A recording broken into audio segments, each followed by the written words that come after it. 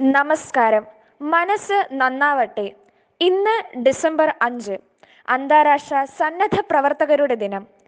ഗാന്ധിജി പറഞ്ഞതുപോലെ സ്വയം കണ്ടെത്താനുള്ള ഏറ്റവും നല്ല മാർഗം മറ്റൊരുവന് നിസ്വാർത്ഥമായി സഹായം ചെയ്യുമ്പോഴാണ്. ഐക്യരാഷ്ട്രസഭ 1985 മുതൽ ഡിസംബർ 5 അന്താരാഷ്ട്ര സന്നദ്ധ പ്രവർത്തകരുടെ ദിനമായി ആചരിക്കുന്നു. സന്നദ്ധ പ്രവർത്തനം പ്രോത്സാഹിപ്പിക്കുക, ദേശീയ അന്തർദേശീയ തലത്തിൽ സന്നദ്ധ പ്രവർത്തനത്തിലൂടെ ഒരു പുതിയ സമൂഹം വാർത്തെടുക്കുക തുടങ്ങിയവയാണ് ഈ ദിനം ആചരിക്കുന്നതിൻ്റെ ലക്ഷ്യം. സ്കൂൾ തലത്തിൽ സന്നദ്ധ പ്രവർത്തകരെ വാർത്തെടുക്കുന്നതിനായി NSS തുടങ്ങിയ പദ്ധതികൾ നടപ്പിലാക്കുന്നു.